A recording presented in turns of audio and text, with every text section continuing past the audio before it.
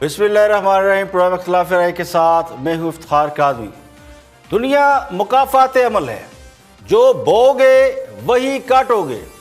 دوسروں کے لیے گڑھا کھودنے والے خود بھی ایک دن اس گڑھے میں گر سکتے ہیں۔ کل تک جو لوگ نواز شریف کو مودی کا یار کہتے تھے، آج کل خود ان پر اسی قسم کے الزامات لگ رہے ہیں۔ کل تک نواز شریف کو غدار کہنے والے آج خود یہ کہہ رہے ہیں کہ وزیر اعظم کو مودی کا یار کہیں گے تو دنیا کیا کہے گی۔ سوال یہ ہے کہ کل جب نواز شریف کو مودی کا یار اور انڈیا کا ایجنٹ ہونے کے الزامات سے نوازا جا رہا تھا اور بھارتی جاسوس کلبھوشن یادو کے حوالے سے ان پر یہ الزام لگائے جا رہے تھے کہ نواز شریف اسے چھوڑنا چاہتے ہیں، اس وقت کسی کو یہ خیال کیوں نہیں آیا کہ جب آپ کسی وزیر اعظم پر غداری کے الزامات لگاتے ہیں تو دنیا آپ کے بارے میں کیا سوچتی ہے؟ آج وہی لوگ جو کل تک غداری کے سرٹیفکیٹ باندھتے پھر رہے تھے، آج اس بات پر رنجیدہ ہے کہ یہ الزامات اس حکومت پر کیوں لگائے جا رہے ہیں۔ کل جو نواز شریف پر جھوٹے الزامات لگا رہے تھے وہ بھی غلط تھے، جو آج وزیر اعظم عمران خان پر مودی کا یار ہونے کا الزام لگا رہے ہیں وہ بھی غلط ہیں۔ ملکی سلامتی اور خارجہ معاملات پر سیاست نہ کل اچھی بات تھی نہ آج اچھی بات ہے۔ کشمیر پر بہت سے لوگوں کے تحفظات موجود ہیں کہ کشمیر پر ہم نے اس طرح ریئیکٹ نہیں کیا جس طرح کرنا چاہیے تھا، اس کے باوجود اس کا الزام حکومت کو نہیں دیا گیا۔ حب الوطنی اور غداری کے سرٹیفکیٹ بانٹنے کی روایت ہمارے یہاں بہت پرانی ہے۔ ہاں سب جب اقتدار میں نہیں آئے تھے تو ان سے بار بار یہی ریکویسٹ کی جاتی تھی کہ خدا کے لیے غداری کے سرٹیفکیٹ مت بانٹیں، کل کو آپ جب اقتدار میں آئیں گے تو آپ کے ساتھ بھی یہی سب کچھ ہوگا۔ کل خواجہ آصف نے وزیر اعظم کو مودی کے یار سے 2 قدم آگے جا کر مودی کا رشتہ دار قرار دے دیا، اور اپوزیشن آج یہ کہہ رہی ہے کہ انہیں کلبھوشن یادو کا اتنا دکھ ہے کہ اس کے لیے وکیل تک حکومت مہیا کر رہی ہے۔ ایکچولی سرنڈرڈ کشمیر، سقوط کشمیر ہو چکا ہے اور ہم نے کچھ نہیں کیا، اور ہم کلبھوشن کے رائٹ کل تک ہمیں کہتے تھے کلبھوشن کا نام نہیں لیتے کیونکہ یہ مودی کا یار ہیں۔ آج کلبھوشن کا درد ان کو اتنا اٹھ رہا ہے کہ اس کے لیے وکیل کر رہے ہیں، اور تمام انٹرنیشنل آبلیگیشنز، پاکستان کے لیے کون سی انٹرنیشنل آبلیگیشنز پوری ہوتی ہیں، یا ہندوستان جو ہے اپنی انٹرنیشنل آبلیگیشنز کون سی پوری کر رہا ہے کشمیر کے لیے، یا مسلمانوں کے لیے جو ہندوستان میں رہتے ہیں کیا وہ انٹرنیشنل آبلیگیشنز پوری کر رہے ہیں؟ کیا ہم ان کو کنٹیسٹ نہیں کر سکتے؟ کہاں ہم کنٹیسٹ کر رہے ہیں؟ ہم نے شہدائے کشمیر والے دن جو ہے ان کے ساتھ ٹریڈ جو ٹرانزٹ ٹریڈ کھول دی ہے۔ یہ مذاق نہیں ہے تو اور کیا ہے؟ آج کون مودی کا یار ہے؟ نواز شریف ہے یا عمران خان ہے مودی کا یار؟ جو ہے کون ہے؟ مودی کا یار نہیں ہے، مودی کا رشتہ دار بن گیا ہے۔ اپوزیشن کیوں یہ بات کر رہی ہے؟ اس لیے کہ کل یہی باتیں وہ لوگ کرتے تھے جن پر آج الزام لگ رہے ہیں۔ اسی لیے کہا جاتا ہے کہ اتنا کرو جتنا خود سہ سکو۔ آج اپوزیشن کو موقع مل گیا ہے کہ وہ حکومت پر مودی کا یار ہونے کے الزامات لگا رہی ہے، تو یہ اس لیے ہو رہا ہے کہ ماضی میں خان صاحب نے بھی اپنے مخالفین پر ایسے ہی الزامات لگائے تھے۔ آج پیپل پارٹی اور مسلم لیگ دونوں عوام کو یہ بتا رہے ہیں کہ کلبھوشن کے مقدمے کا ایک تو یہ فائدہ ہوا کہ عوام کو مودی کے اصل یار کا پتہ چل گیا۔ یعنی کل Bilawal Bhutto chairman people party Nawaz Sharif کو عام جلسوں میں مودی کا یار کہا کرتے تھے، آصف علی زرداری بھی یہ بات کرتے تھے، آج بلاول بھی یہ بات کر رہے تھے، آج وہ عمران خان کو کہہ رہے ہیں۔ تو کل اگر بلاول کی حکومت آ گئی تو کیا ان کو اس قسم کے الزامات کا سامنا نہیں کرنا پڑے گا؟ تو میں یہ کہتا ہوں کہ یہ جو غداری کے سرٹیفکیٹ بانٹے جا رہے ہیں، خدا کے لیے اس کا سلسلہ بند کیا جائے۔ نہ محترمہ فاطمہ جناح غدار تھی، نہ محترمہ بے نظیر بھٹو غدار تھی، نہ نواز شریف مودی کا یار ہے، اور نہ ہی عمران خان پر یہ الزام درست ہے۔ یہ جو عوام سے کروڑوں ووٹ لیتے ہیں، یہ لیڈر صدیوں میں پیدا ہوتے ہیں، ان کے لیے یا ان کو غداری کے سرٹیفکیٹ دے کر ان کے ووٹر اور سپورٹر کی خدا کے لیے توہین مت کریں۔ اور بات کرتے ہیں آن دی فرنٹ میں گفتگو کر رہے ہیں عابد شیری، مسلم لیگ نون کے رہنما ہے، اور جنرل ریٹائرڈ امجد شعیب۔ ایک اہم موضوع پر، یہی موضوع جس پر میں نے بھی انٹرو دیا، اس میں گفتگو ہو رہی ہے، دیکھتے ہیں کیا فرماتے ہیں دونوں صاحبان۔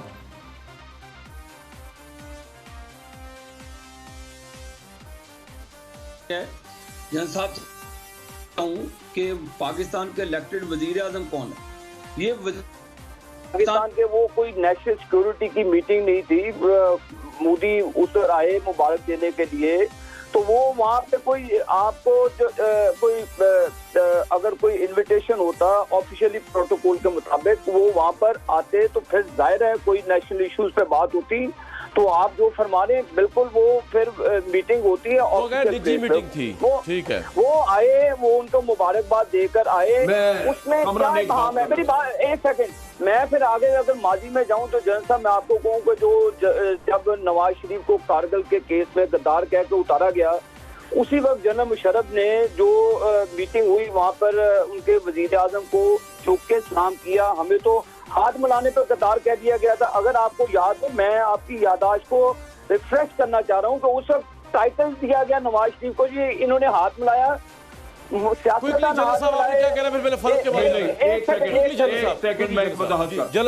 عابد صاحب ٹھیک کہہ رہے ہیں, میں غدار کسی کو نہیں کہتا کہ اس نے ہاتھ ملایا اس میں, لیکن ایک چیز واضح ہے کہ وہاں پہ جب یہ لاہور میں ملے ہیں تو نیشنل سیکورٹی ایڈوائزر انڈیا کا اجیت ڈوول موجود تھا, وہاں پہ دوسرے بھی ان کے سرکاری لوگ موجود تھے. آج ہمارے پاس گفتگو کا کوئی ریکارڈ نہیں ہے کہ کیا بات چیت ہوئی. ہو سکتا ہے کہ بات چیت جو ہے وہ نجی نوعیت کی ہوئی ہو, لیکن لوگوں کو انگلیاں اٹھانے کا موقع نہ ملتا اگر آپ وہاں پہ سر پوائنٹ آ گیا آپ کا. فاروق حبیب صاحب, میں اس سے بڑھ کر ایک سوال کہہ رہا ہوں. دیکھیے اس میں کوئی شک نہیں کہ بھارتی وزیر اعظم نریندر مودی کے اچانک دورہ پاکستان کی وجہ سے نواز شریف اور فوج کے درمیان مس انڈرسٹینڈنگ ہوئی, غلط فہمی بڑھی. پاکستان کی اسٹیبلشمنٹ یہ سمجھتی ہے کہ نواز شریف مودی کے ساتھ کوئی ایسے معاملہ طے کر رہے تھے جس سے اسٹیبلشمنٹ کو بے خبر رکھا جا رہا تھا, اور یہی بات غلط فہمی کی بنیاد بنی. تو وقت نے یہ ثابت کیا کہ نواز شریف نے بھارت کے ساتھ تعلقات بہتر کرنے کی کوشش کی اور سفارتکاروں کی بجائے براہ راست رابطوں پر فوکس کیا. نواز شریف نے بھارتی وزیر اعظم کو پاکستان آنے کی دعوت نہیں دی تھی, یہ بات آن ریکارڈ ہے. نریندر مودی افغانستان کا دورہ کر رہے تھے اور اس دورے سے واپسی پر انہوں نے نواز شریف کو ان کی نواسی کی شادی کی مبارکباد دینے کے لیے ٹیلی فون کیا اور شادی میں شرکت کی خواہش ظاہر کی, شکوہ کیا جی آپ نے ہمیں نہیں بلایا. تو نواز شریف نے دعوت دے دی, نواز شریف انکار نہ کر سکے. یہ بالکل اسی طرح تھا جس طرح سابق صدر ضیاء الحق میچ دیکھنے اچانک بھارت پہنچ گئے تھے, جسے بڑا مشہور ایک نام ہے کرکٹ ڈپلومیسی. کرکٹ ڈپلومیسی کہا جاتا ہے. اس وقت بھارت اور پاکستان کے درمیان کشیدگی بڑے عروج پر تھی اور پاکستانی سرحدوں پر بھارتی فوج لگی ہوئی تھی. تو ضیاء الحق نے بریوری دکھائی, چلے گئے انڈیا میچ دیکھنے کے لیے خود ہی, جسے بھارتی حکومت رد نہ کر سکی. یہ ان کی خواہش تھی اور یہی کام نواز شریف کے ساتھ ہوا. لیکن اسٹیبلشمنٹ کو اعتماد میں نہ لینا میاں نواز شریف کی غلطی تھی. اگر نواز شریف اسٹیبلشمنٹ کو اعتماد میں لیے رکھتے تو بد اعتمادی کبھی پیدا نہ ہوتی. یہ بہت سے لوگ سمجھتے ہیں کہ فوج کے ساتھ بہت زیادہ اگر اعتماد میں لیے رکھتے یا ایک انڈرسٹینڈنگ ڈیولپ رکھتے تو شاید یہ چیزیں نہ ہوتی جو ہوئی ہیں. لیکن میں ایک اور آپ بات کو بتا دوں کہ اس سارے قصے کے باوجود نواز شریف کے اقتدار سے نکالے جانے کا تعلق مودی یا بھارت سے تعلقات ہرگز نہیں. یہاں پہ لیں گے ایک بریک, اور بریک کے بعد واپس آئیں گے تو اور بھی ہم خبریں آپ کو بتائیں گے. ایک گیم ہے جی پب جی, اس پر پابندی لگائی تھی پی ٹی اے نے, آج وہ پابندی اسلام آباد ہائی کورٹ نے ختم کر دی. اس کی بھی ڈیٹیل آپ کو بتائیں گے کہ پب جی کیا ہے اور کیوں اس پر پابندی ختم کی گئی ہے. اس کے علاوہ اور بھی ہم موضوعات ہیں. نیب کے حوالے سے نیب کا نیا قانون جو ہے یعنی اس کی قواعد و ضوابط جو ہے وہ ڈرافٹ کیے جا رہے ہیں. بریک کے بعد جب واپس آئیں گے تو اس پر بات کریں گے. ہمارے ساتھ رہیے.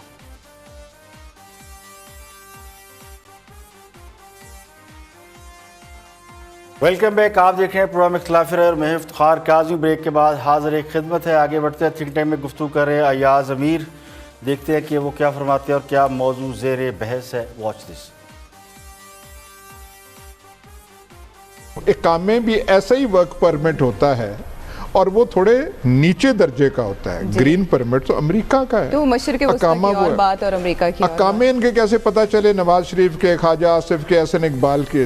دنیا میں ہنگامہ ہوا, پیناما لیکس ہوئی, دنیا اس پیناما پیپر سے ہل کے رہ گئی. پھر کہیں پتہ چلا اوہو وزیر اعظم کا کامہ ہے.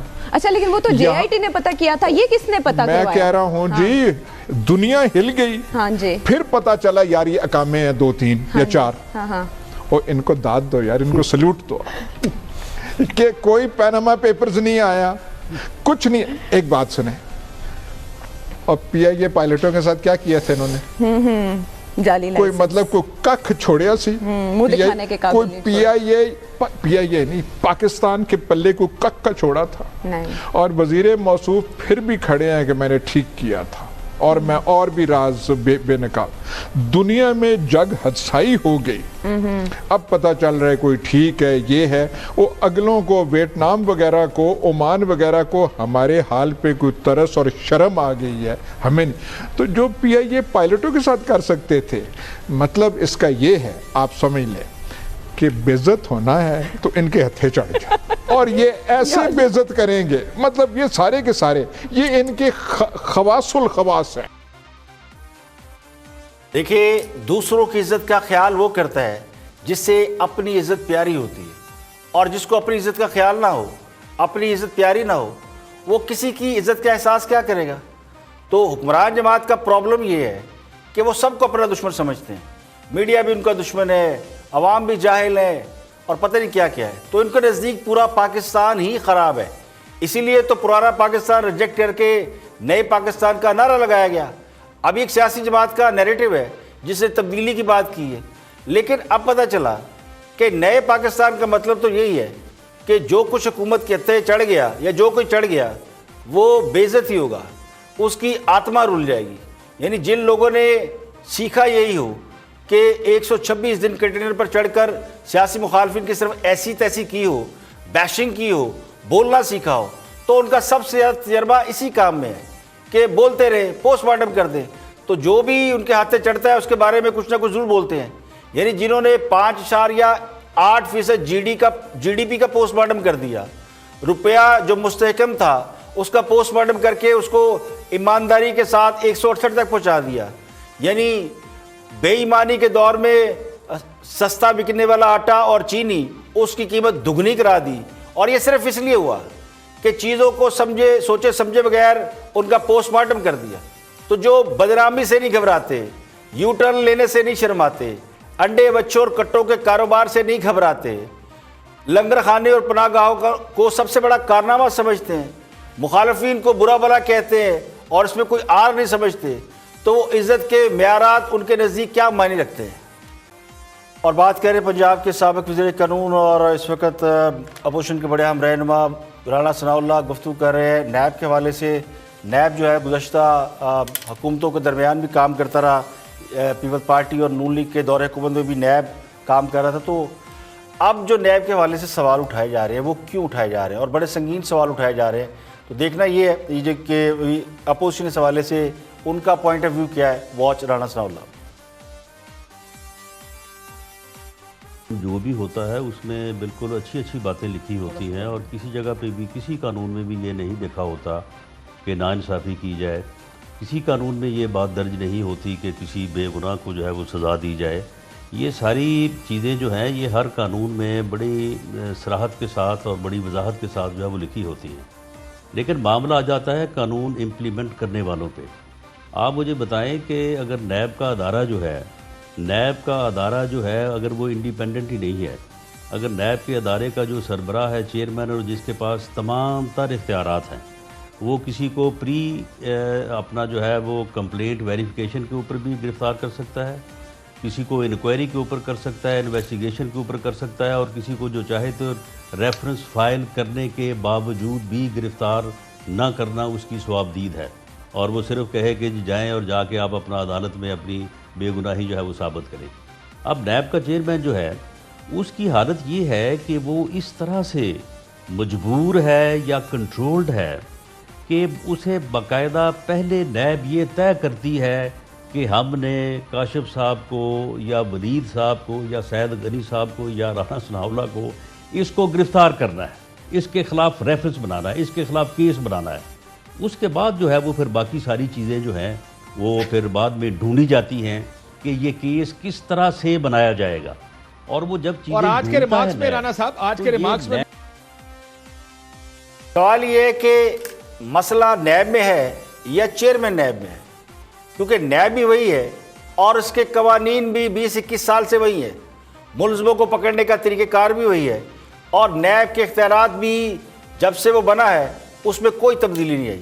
اب فرق صرف یہ ہے کہ نیب کے بارے میں یہ تاثر پختہ ہو چکا ہے کہ نیب ون وے ٹریفک چلا رہا ہے. احتساب صرف حکومت کے سیاسی مخالفین کا ہو رہا ہے, اپوزیشن والے سارے اندر اور باقی جلندر. یعنی میرا گمان یہ ہے کہ ہمارے ہاں اصل مسئلہ اداروں میں نہیں ہے بلکہ شخصیات میں ہے. یعنی جو اوپر آ کے بیٹھتا ہے وہ نیچے والوں کو اور قانون کو اپنے تابع کر لیتا ہے اور اس کو اپنی مرضی اور منشا کے تحت استعمال کرتا ہے. تو کرسی اور اختیارات کا ایسا خوفناک استعمال جیسا ہمارے یہاں ہوتا ہے شاید دنیا میں کہیں ہوتا ہو. اور خدا کی پناہ شخصیات بدل جاتی ہے تو وہی ادارہ جس کے بارے میں یہ تاثر پیدا ہو جاتا ہے کہ وہ بالکل خراب ہے وہ اچانک بہتر لگنے لگتا ہے. کوئی ادارے کا وقار ٹھیک کرنے آ جاتا ہے تو اس کا وقار ٹھیک ہو جاتا ہے, تو کوئی اس کی عزت تار تار کر کے چلتا بنتا ہے.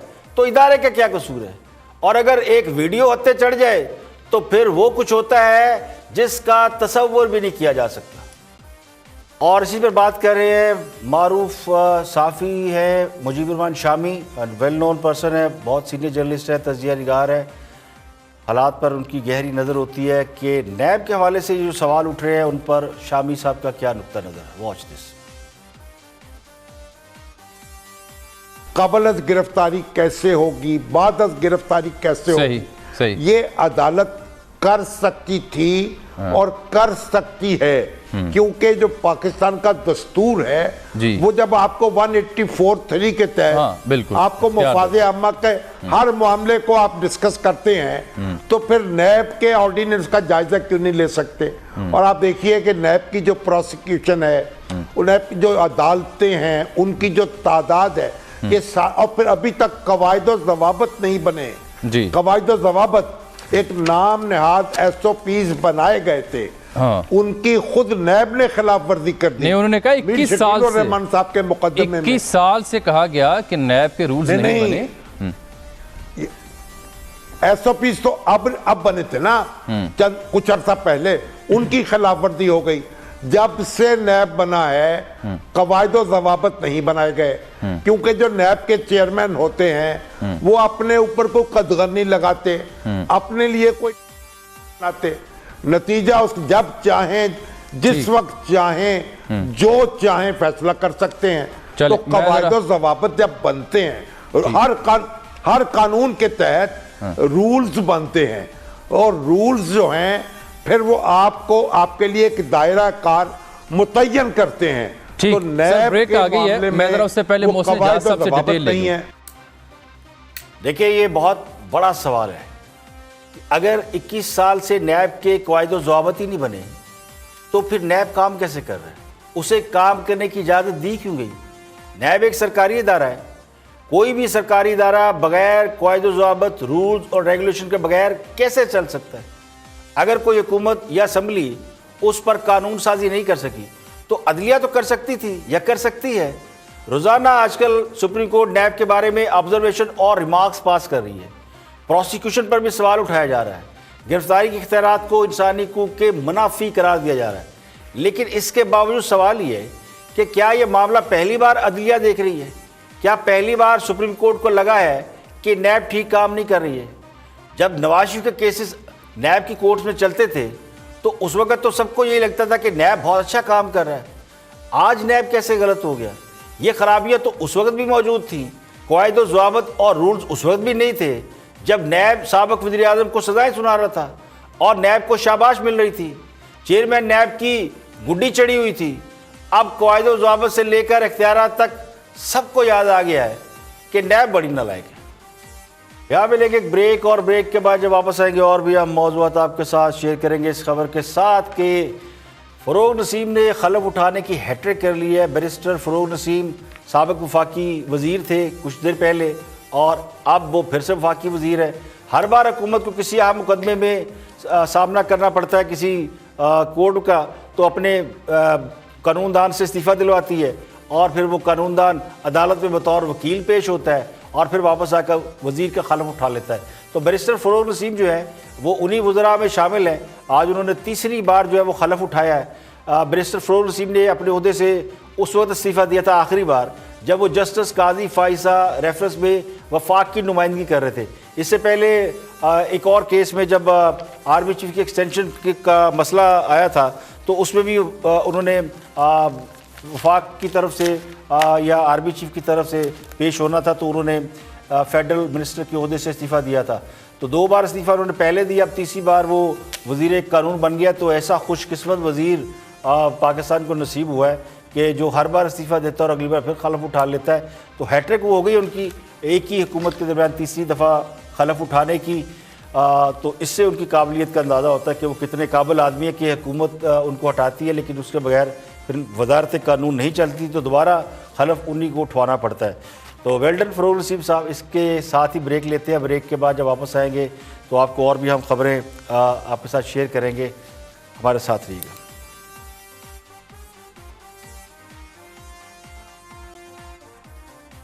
Welcome back. آپ دیکھ رہے ہیں پروگرام اختلاف رائے اور میں ہوں افتخار کاظمی. اب کچھ بات کریں ملک بھر میں لوڈ شیڈنگ کی, خاص کر کراچی میں. تو کراچی میں لوڈ شیڈنگ اتنی ہو رہی کہ آج سندھ ہائی کورٹ نے کراچی الیکٹرک انتظامیہ اور وکلاء پر برہمی کا اظہار کرتے ہوئے کہ الیکٹرک کا لائسنس معطل کرنے کی وارننگ دے دی ہے. جسٹس خادم حسین ایم شیخ اور جسٹس ارشد حسین پر مشتمل 2 رکنی بینچ کے روبرو شہر میں کنڈے سے بجلی کے حصول اور لوڈ شیڈنگ سے مستثنی علاقوں میں بندش کے خلاف درخواست کی سماعت ہوئی.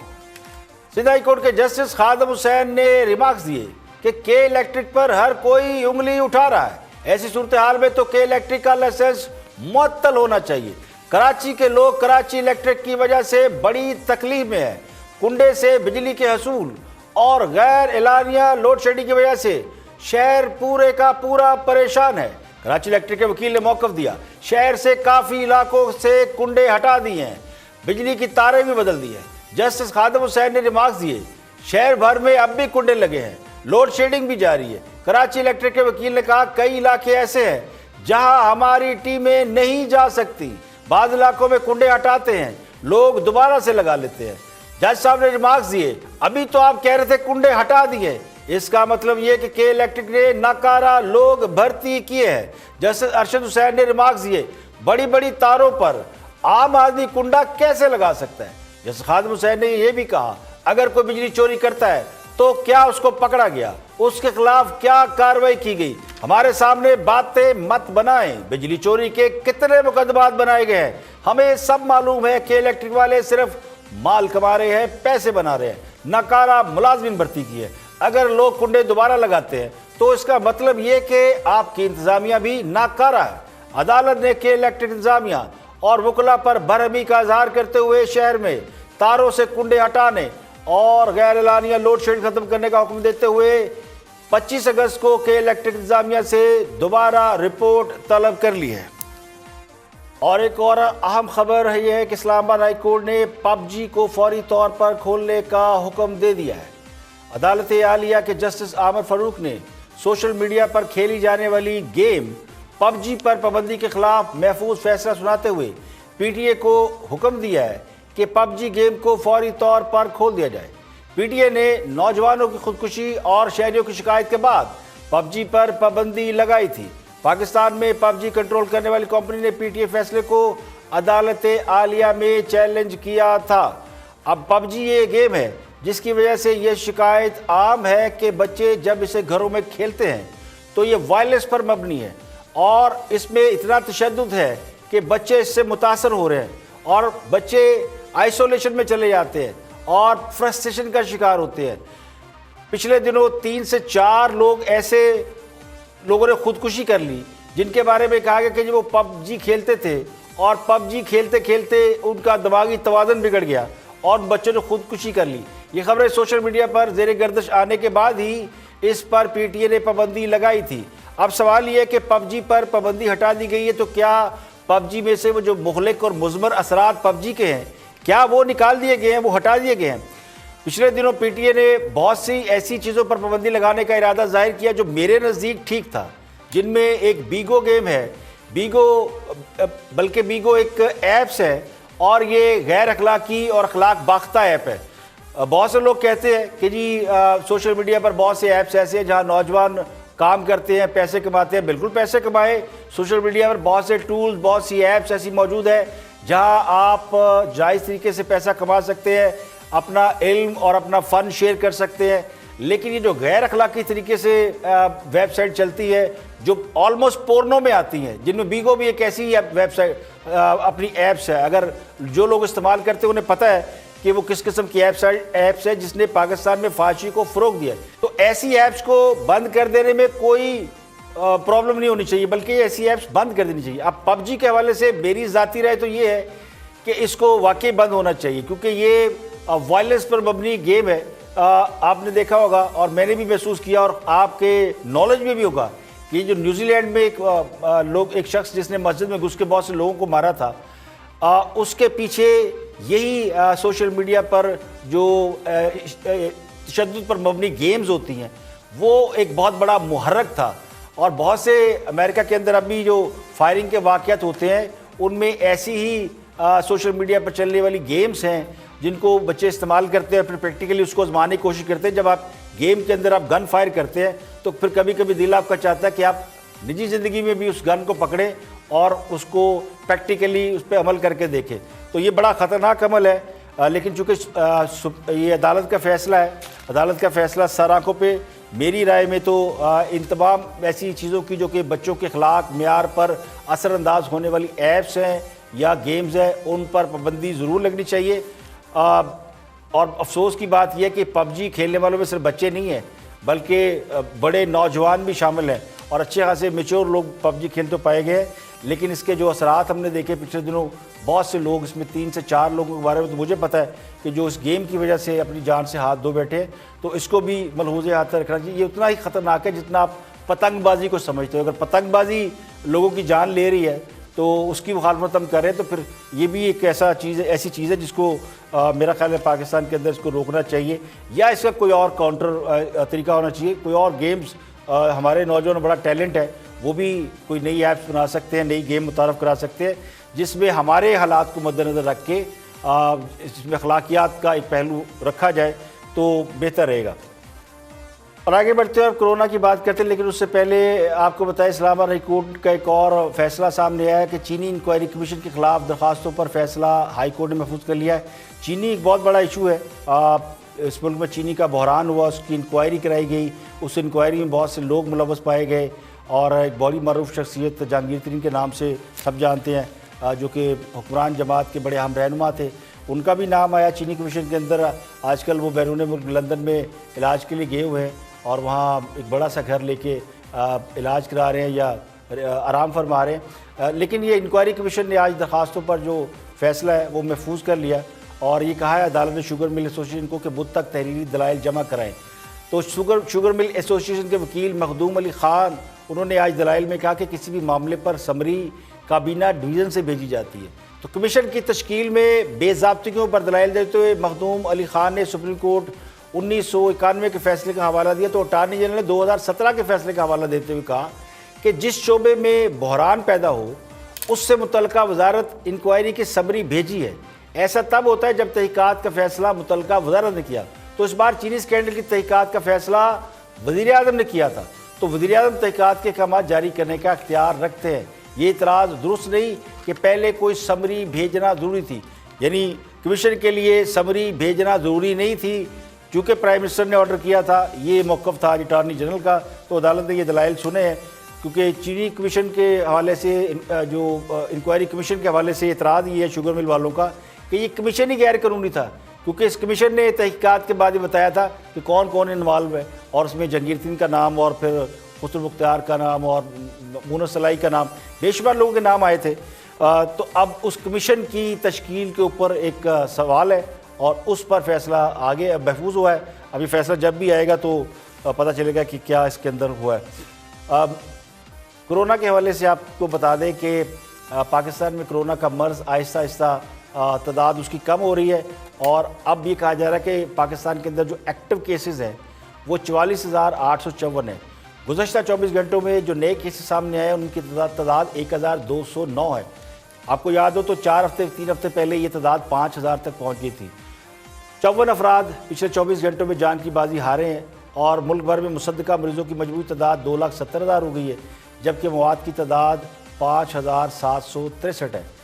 سرکاری ذرائع یہ کہتے ہیں کہ سندھ میں اب بھی 1,15,883 مریض ہیں، جبکہ پنجاب میں 91,423، خیبر پختونخوا میں 32,889 اور بلوچستان میں 11,000، اسلام آباد میں 14,766 مریض ہیں۔ پنجاب میں اب تک جتنے ہلاک ہوئے ہیں کرونا سے لوگ، ان کی تعداد 2,105 ہے۔ سندھ میں 2,096، خیبر پختونخوا میں 1,169، اسلام آباد میں 162، بلوچستان میں 136، کشمیر میں 49 اور گلگت بلتستان میں 46 افراد کرونا کے ہاتھوں ہلاک ہوئے ہیں۔ جبکہ دنیا بھر میں بھی کرونا کے مرض میں ابھی بھی تیزی ہے اور لیٹن امریکہ جو ہے وہ نمبر 1 ہو گیا ہے۔ سب سے زیادہ امریکہ میں ہلاکتیں ہو رہی ہیں اور مریض پچھلے 24 گھنٹوں میں امریکہ میں بھی کوئی 65-70 ہزار لوگ جو ہے وہ سامنے آئے نئے کیسز۔ برازیل میں بھی کیسز کی تعداد مسلسل بڑھ رہی ہے اور برازیل میں ہلاکتوں کے حوالے سے برازیل دنیا میں دوسرے نمبر پر آ گیا ہے۔ اس کے علاوہ بھارت تیسرے نمبر پہ ہے اور بھارت میں بھی جو ہے وہ ہلاکتیں بڑھ رہی ہے۔ پچھلے 24 گھنٹوں میں بھارت میں تقریباً 1200 سے زائد لوگ جو ہے وہ کرونا کے باعث جو ہے وہ جان کی بازی ہار گئے ہیں۔ تو امید باسق ہے کہ اگلے چند دنوں میں کرونا کے مریضوں کی تعداد میں مزید کمی ہوگی اور عید الاضحیٰ سے قبل پاکستان میں کرونا جو ہے وہ اپنے ڈاؤن ورڈز کی جانب جائے گا اور عید لوگ اچھے طریقے سے منا سکیں گے۔ آج کے لیے اتنا ہی، کل پھر حاضر ہوگے مزید خبروں، تبصروں، تجزیوں کے ساتھ۔ پروگرام اختلاف رائے سے افتخار کاظمی کو اجازت دے۔ اپنا بہت بہت خیال رکھیے۔